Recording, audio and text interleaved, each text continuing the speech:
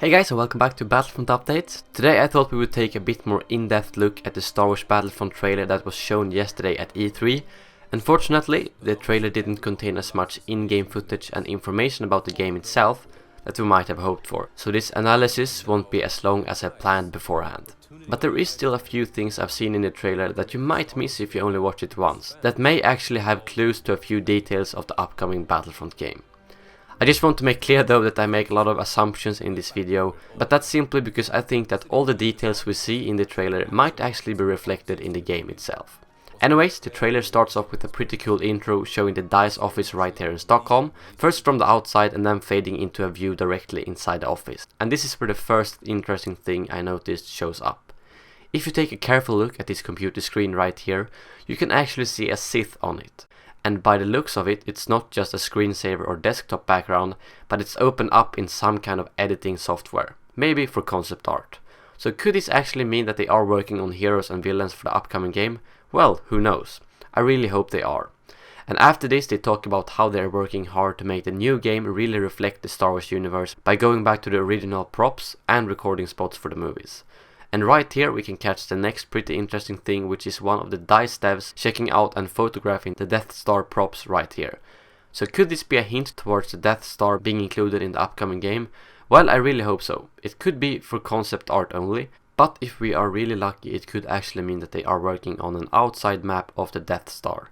As in a space map, which is something I know we are all dying to see. And after this they take a look at the standard AT-ATs and stormtroopers and also show a quick glimpse of R2-D2. And not just the dead props but the actual moving R2-D2. I think that's a pretty cool little detail to look into, since it could mean that they are meaning to use him in the actual game, which was not the case with the old games. Maybe as some kind of companion for the campaign, who knows.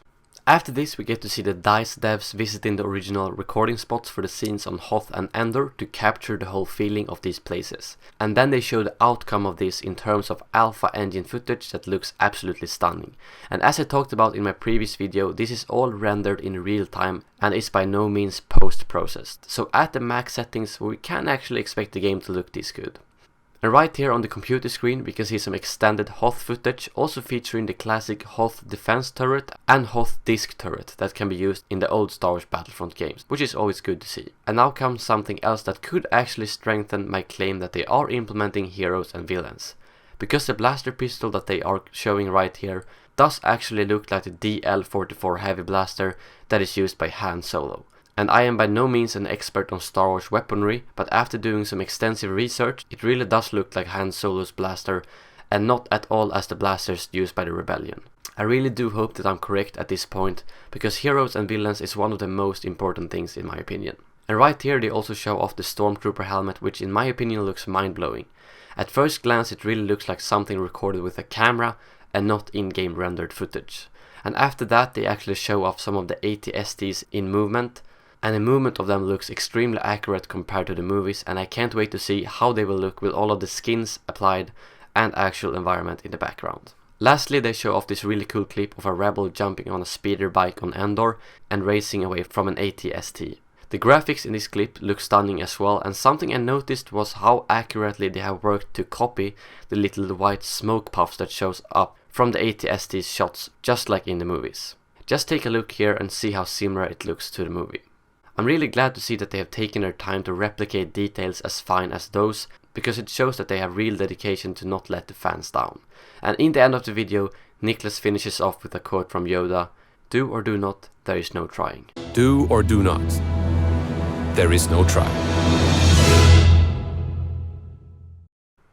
I just wanted to thank you guys for the continued support on my videos. It truly means a lot to have such awesome subscribers who watch my videos, and to even see the support from DICE developers also means a lot. I actually passed 5,000 subscribers yesterday, which is not bad at all, considering the channel has been running for less than 1 year right now. Anyways, thank you all for watching, make sure to leave a like if you enjoyed the video, and as always, may the Force be with you.